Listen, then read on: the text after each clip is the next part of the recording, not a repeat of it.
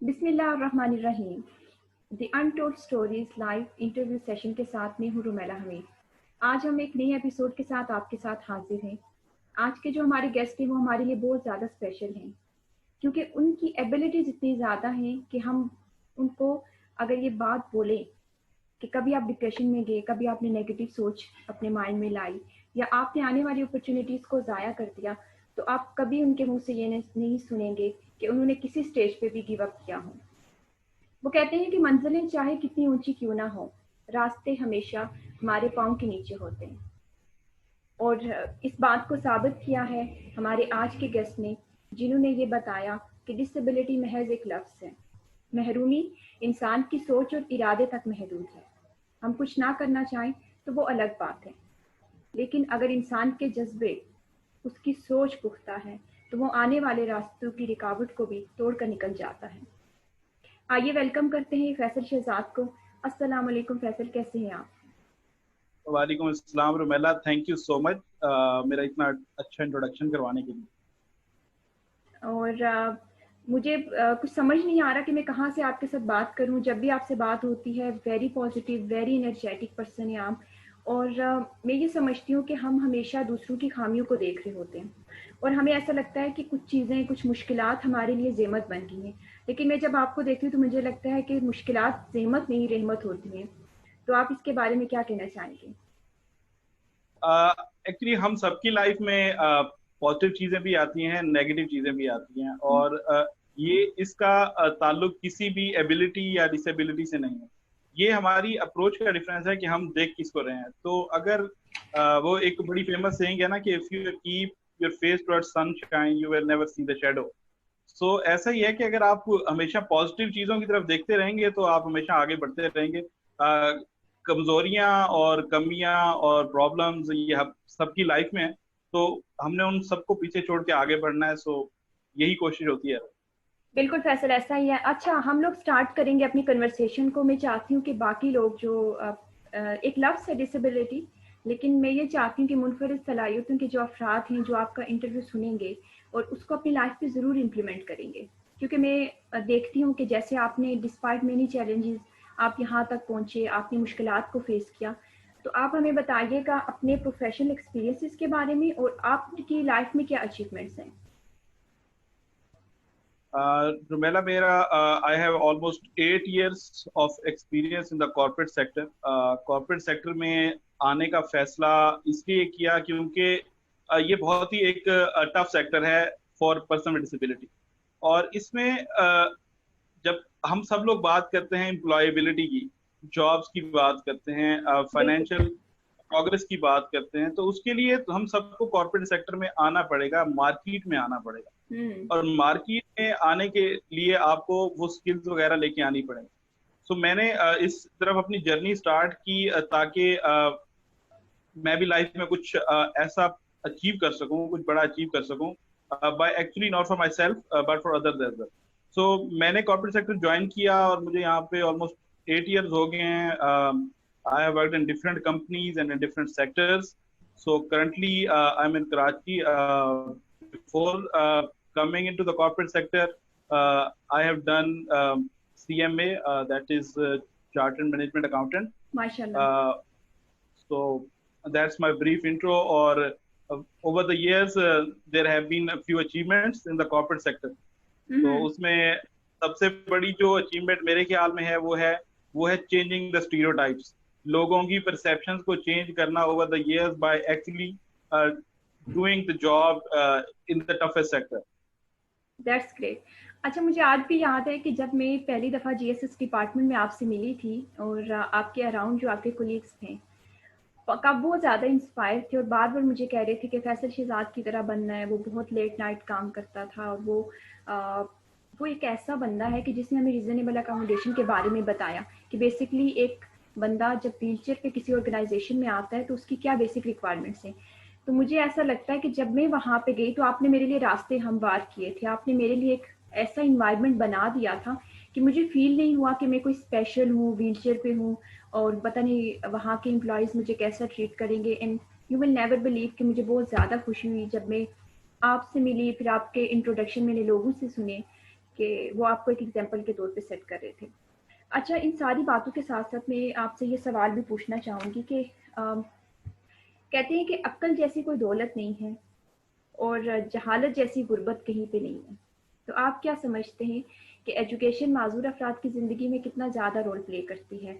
आपने एजुकेशन कहाँ से ली और आप क्या समझते हैं कि तालीम इंसान को कितने हद तक और कहाँ तक चेंज कर सकती है?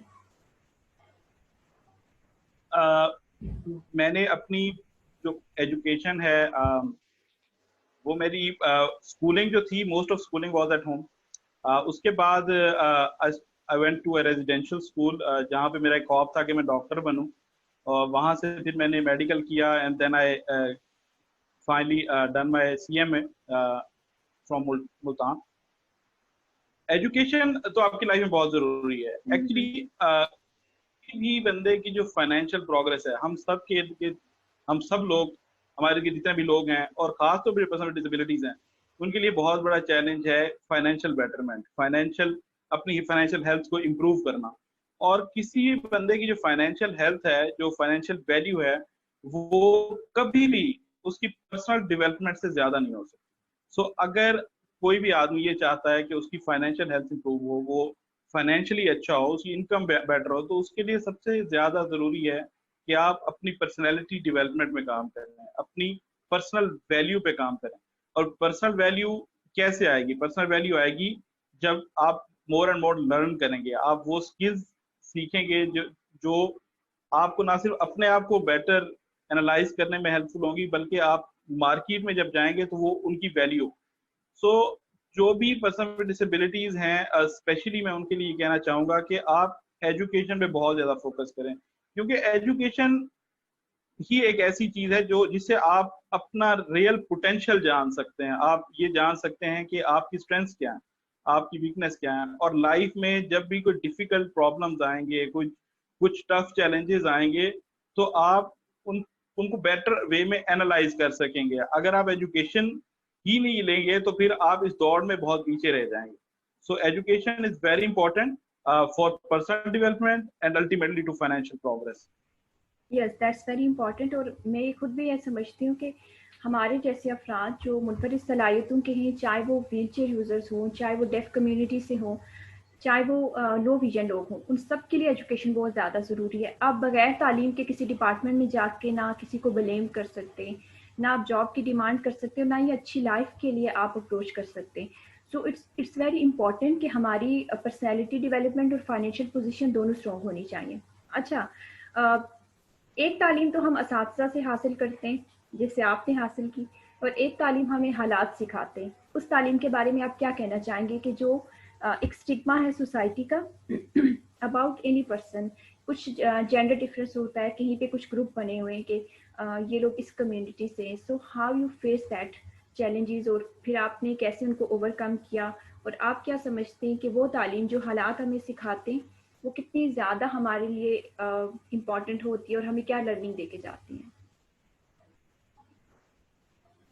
एक बात तो बहुत ही ओपनली मैं कहूंगा कि जब भी आप अपनी जर्नी स्टार्ट करें, चाहे आप स्कूल में हैं या जब आप कॉलेज में पहुंचे हैं, एक चीज अपने माइंड में रख लें कि आप ये अगर सोचें कि जर्नी मेरी आसान होगी लाइफ की, फॉर एनीवन वो आसान नहीं होगी अगर आपने कुछ बड़ा अचीव करना है।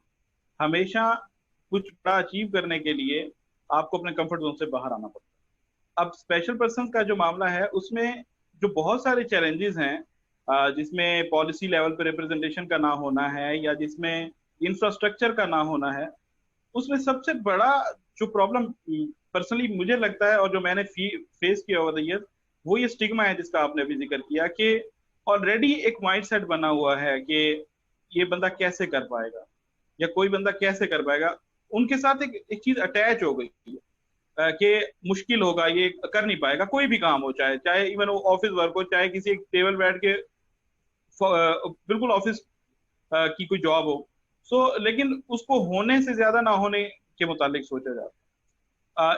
आप अपने जर्नी के स्टार्ट में सोच रहे हैं कि ये प्रॉब्लम तो आएंगे और इसको आपने कैसे ओवरकम करना है, उसके उसके लिए सिर्फ एक ही तरीका है और वो है बाय एक्चुअली डूइंग इट।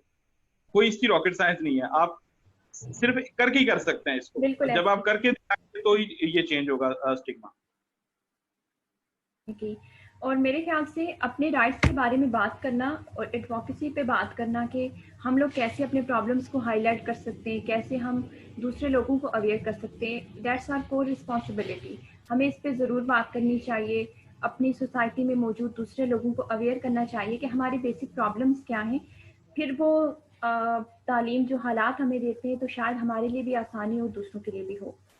अच्छा, अब हम बात करेंगे आपका जो जर्नी है ऑन व्हील चेयर, इसके बारे में लोगों को बताएं।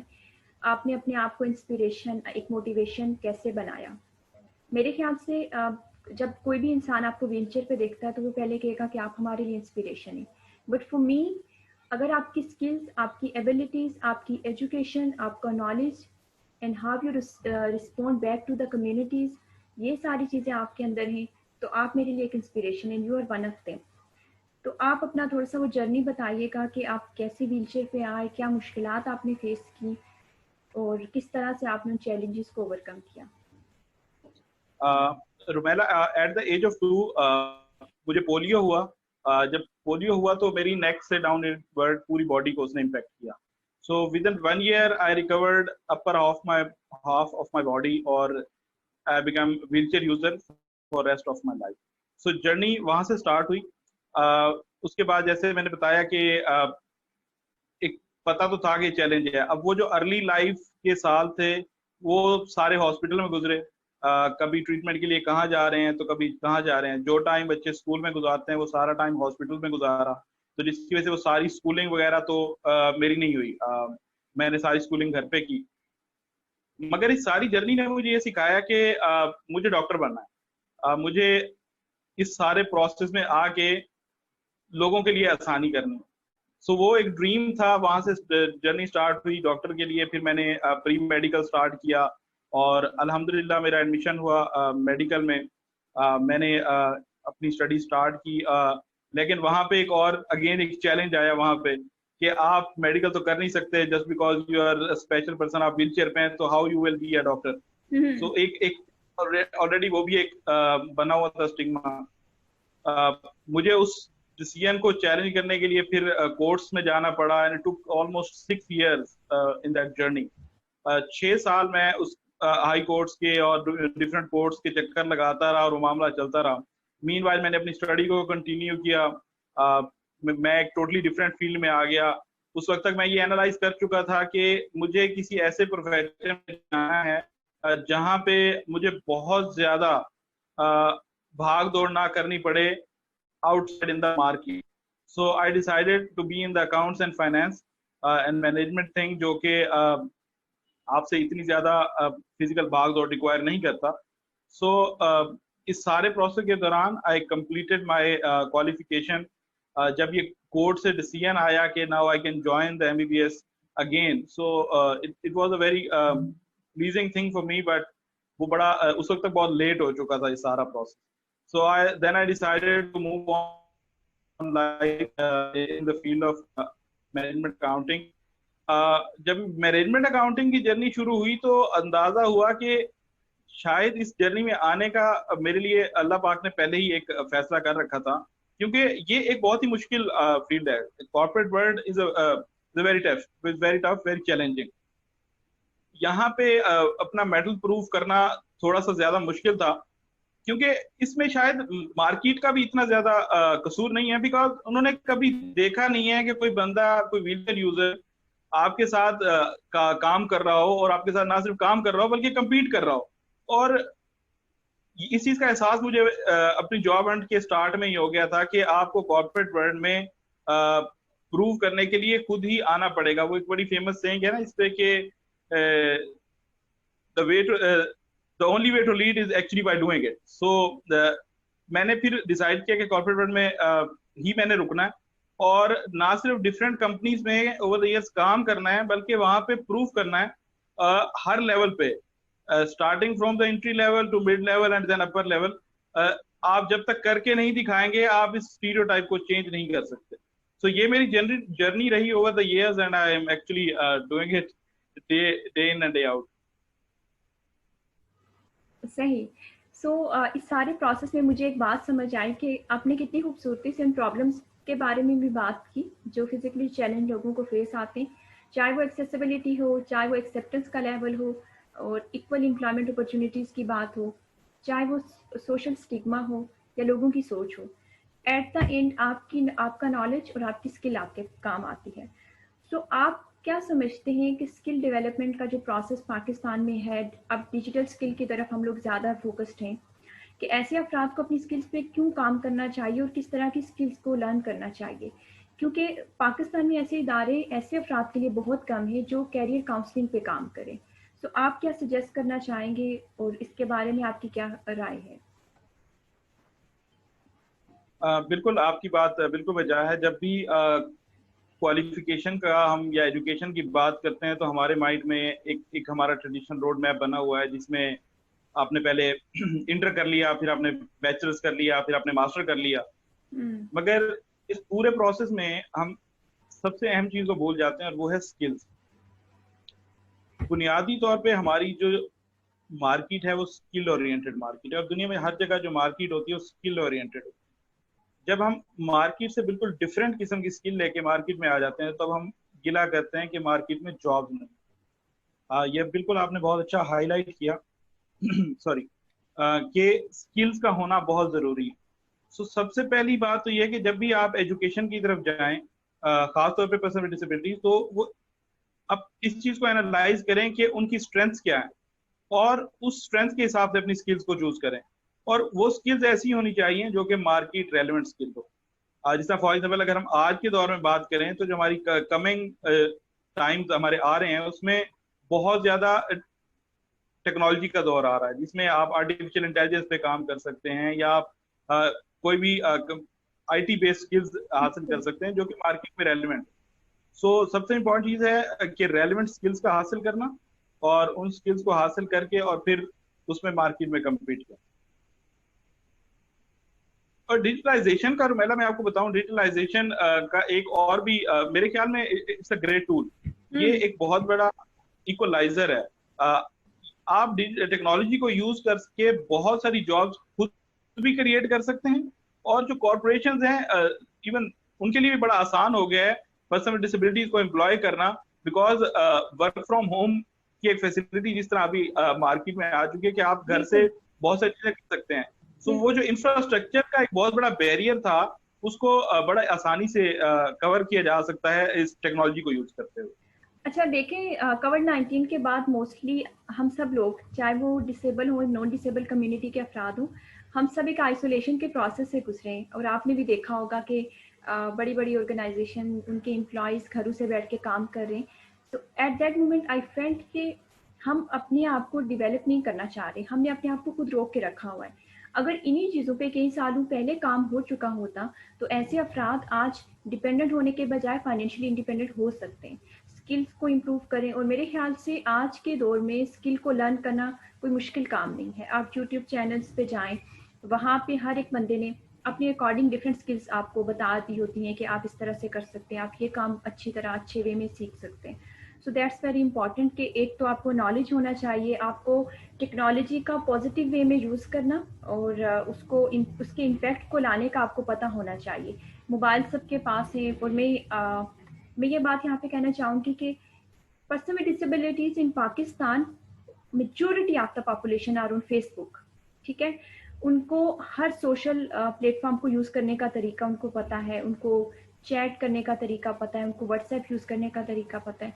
सो व्हाई नॉट कि वो इन्हीं स्किल्स को एक इफेक्टिव वे में यूज़ करके अपने आप को फाइनेंशियली इंडिपेंडेंट करें, एंड दैट्स वेरी इंपॉर्टेंट। अच्छा, मेरा जो आपसे अगला सवाल है वो ये है कि हमने डिजिटल स्किल्स पे बात की, फ्रीलांसिंग की भी हमने बात कर ली कि अगर ऑर्गेनाइजेशंस के साथ इन टच होके एक बंदा लर्न करता है तो वो दूसरे कई लोगों के लिए अपॉर्चुनिटीज़ क्रिएट कर सकता है। थ्रू एसएमटी हम भी यही अप्रोच लेकर आए थे कि फाइनेंशियल एंड फिजिकल डिपेंडेंसी को ख़त्म किया जाए। अगर हम आपको फिजिकली इंडिपेंडेंट कर रहे हैं तो सेकंड स्टेप हमारा जो एसएमटी के अंदर होता है वो यही होता है कि आप स्किल्स को लर्न करें। पाकिस्तान में बहुत से ऐसे इदारे बन चुके हैं जो आपको फ्री ऑफ कॉस्ट ट्रेनिंग भी प्रोवाइड कर रहे हैं। अच्छा, बहुत ऑकवर्ड सा सवाल होगा, लेकिन ये बहुत इम्पॉर्टेंट है इस टॉपिक पे हम बात करें। आपको लगता है कि मुनफरिद सलाहियतों के अफराद एक दूसरे के लिए बहुत कम सपोर्टिव हैं, वो एक दूसरे को सपोर्ट नहीं करते। अगर कोई आगे चला जाता है तो कुछ लोगों को प्रॉब्लम होना शुरू हो जाती है। या हम एक ऐसी सोच अपने अंदर, एक पॉजिटिविटी रखें कि अगर वो एक इंसान कितनी मुश्किलात के बाद उसने कुछ अचीव किया होगा, हमें उसको अप्रिशिएट करना चाहिए, या बजाय इसके कि हम उससे अपने रिलेशन को, अपने कॉन्टेक्ट को ख़त्म कर दें। तो इस पे आपकी क्या राय है, या आप क्या समझते हैं कि इज़ दैट ट्रू? सबसे बुनियादी चीज तो इस चीज को एक्सेप्ट करना है कि मुझे एक चैलेंज है लाइफ, और उस चैलेंज को सिर्फ अपने ऊपर तारी करने की बजाय उस इस चीज को समझना जरूरी है कि इस दुनिया में कोई भी इंसान मुकम्मल नहीं। हर इंसान के पास कोई सलाहियत होती है और कोई नहीं होती। कुछ सलाहियतें बहुत विजिबल होती हैं, कुछ सलाहियतें इनविजिबल होती हैं।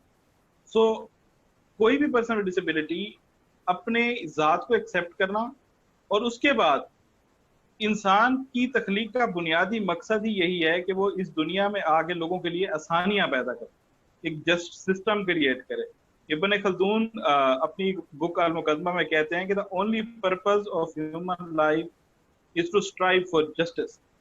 आपको जब भी लाइफ में किसी भी मौके पे अल्लाह ताला आपको पावर देते हैं या सलाहियत देते हैं, तो उसका मकसद इस अपनी सलाहियत को दूसरों के लिए इस्तेमाल करना है, ना कि उससे दूसरों के लिए रास्तों को ब्लॉक करना। सो अगर आप किसी एक मकाम पे पहुंचे हैं, तो पहली आपकी जिम्मेदारी ये है कि आप अपने पीछे आने वालों के लिए वो रोड मैप बनाएं, वो रास्ता छोड़ें, ताकि उनको वो मुश्किलात ना फेस करनी पड़े जो आपने फेस की। जब हम इस माइंडसेट के साथ चलेंगे, तो हम अपने लिए, अपनी कम्युनिटी में इतनी ज्यादा आसानियां पैदा कर देंगे कि हमें शायद बहुत सारी कंप्लेन्स गवर्नमेंट से या किसी कंपनी से या किसी एनजीओ से करने की जरूरत ही नहीं पड़ेगी।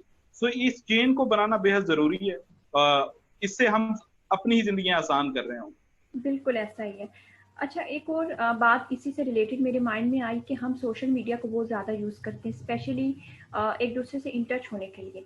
Majority of the people are not well so educated, और उनको पता नहीं है कि किसी को आंसर कैसे करना है या किसी से बात कैसे करनी है। तो वहाँ पे थोड़ा सा प्रॉब्लम हो जाता है। शायद वो एक अपॉर्चुनिटी हमारे पास पहुँचने में इसीलिए डिले करती है कि हमारा रिस्पॉन्ड करने का तरीका थोड़ा सा गलत होता है। आप क्या समझते हैं कि ऐसे अफराद की प्रॉपर ट्रेनिंग और कोचिंग के लिए किस तरह के लोगों को हायर करना चाहिए, या इनकी अपनी क्या रिस्पॉन्सिबिलिटी है अपने बिहेवियर को चेंज करने में? देखिए, आजकल के दौर में इंफॉर्मेशन का फ्लो बहुत ज्यादा है। अब उस इंफॉर्मेशन को किस तरह आप यूज करते हैं, ये बहुत जरूरी है। Again it's very important and it's linked with education. जब आप एक क्वालिटी एजुकेशन हासिल करेंगे, तो it will help you analyse information as well, कि आपने कौन सी इंफॉर्मेशन को अपने किस तरह अपने लिए इस्तेमाल करना है, और कौन सी इंफॉर्मेशन पे आपने रिलाय नहीं करना, और उस इंफॉर्मेशन को यूज करके आपने लाइफ में कैसे आगे बढ़ना। So it's good thing in one way कि आपको अगर आगे बढ़ना है तो आप हर तरह की information it's at your disposal, आपकी फिंगर टिप्स पे। और अगर आपने नेगेटिविटी ढूंढनी है तो again it's everywhere on the social media. मेरे ख्याल से it's our responsibility as well कि हम उन लोगों को थोड़ा सा एजुकेट करें। अवेयरनेस एक ऐसी बात है, एक ऐसा मेथड है जो लोगों के माइंडसेट को चेंज कर सकता है। अच्छा, वर्ड डिसेबिलिटी आपकी डिक्शनरी में क्या लफ्ज़ है ये? Disability for me is just looking at what you don't have and ignoring what you have.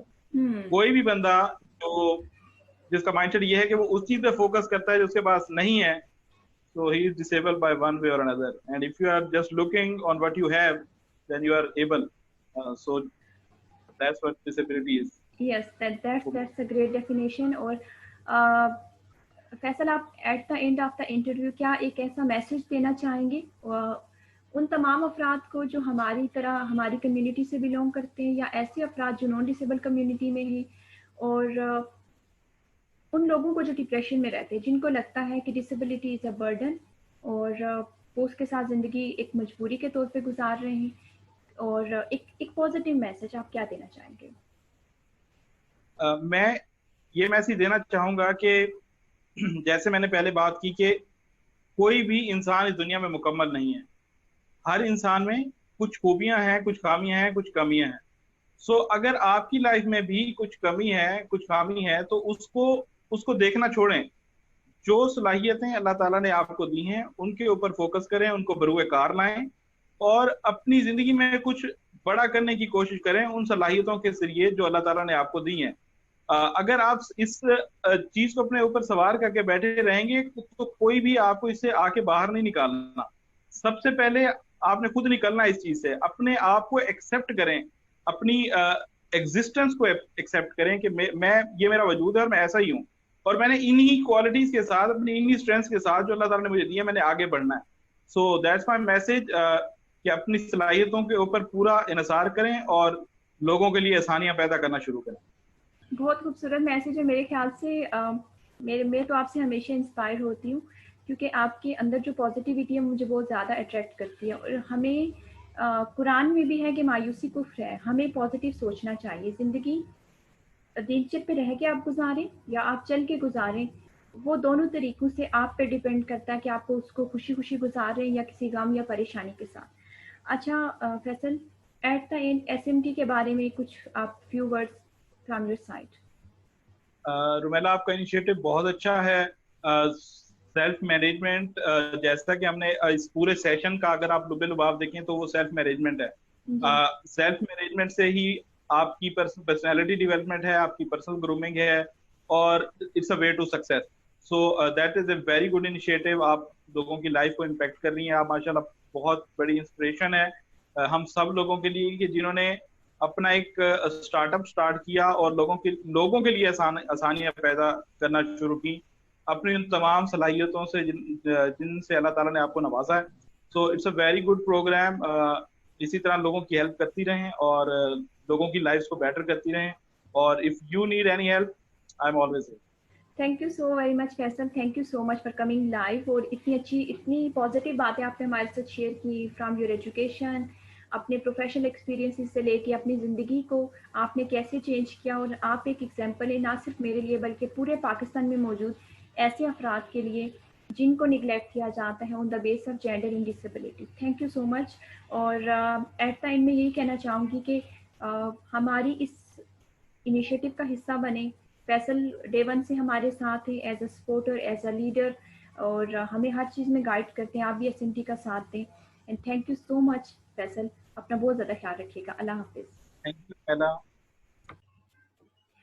अच्छा जी, मुझे अब इजाज़त दीजिए। और मुझे उम्मीद है कि आज का जो प्रोग्राम है वो आपको बहुत पसंद आया होगा। Faisal Shahzad very energetic person, और आप सबकी लाइफ में कोई ना कोई हर्डल, कोई ना कोई मुश्किल आती है, लेकिन इसको थ्रू पॉजिटिविटी, मुस्कुराहट से और आसानी से हम गुजार सकते हैं। मैं जाते जाते आपके साथ एक छोटी सी पोइट्री शेयर करना चाहूँगी। मुझे पोइट्री का बहुत ज़्यादा इंटरेस्ट है, क्योंकि ये आपकी फीलिंग्स को, आपके एक्सप्रेशंस को, आपके सोच की अक्कासी होती है। और अच्छे और पॉजिटिव वर्ड्स हमेशा आपकी पर्सनैलिटी को रिफ्लेक्ट करते हैं। ए उम्र रवां आहिस्ता चल, अभी हादसा कर चुकाना है। कुछ ख्वाब है जिनको लिखना है, ताबीर की सूरत देनी है। कुछ लोग हैं उजड़े दिल वाले, जिन्हें अपनी मोहब्बत देनी है। कुछ फूल हैं जिनको चुनना है और हार की सूरत देनी है। कुछ नींदें अभी बाकी हैं जिन्हें बांटना है कुछ लोगों से, इनको भी तो राहत देनी है। ए उम्र रवां आहिस्ता चल, अभी खासा कर्ज चुकाना है। अपना बहुत ज़्यादा ख्याल रखिएगा, और रुमेला के इस इनिशिएटिव द अनटोल्ड स्टोरीज़ को सपोर्ट करें और इनको स्प्रेड करें अराउंड योर सर्कल, क्योंकि आपकी छोटी सी सपोर्ट ऐसे अफराद के अंदर मोटिवेशन एंड पॉजिटिविटी ला सकती है। अपना बहुत ज़्यादा ख्याल रखिएगा। अल्लाह हाफ़िज़।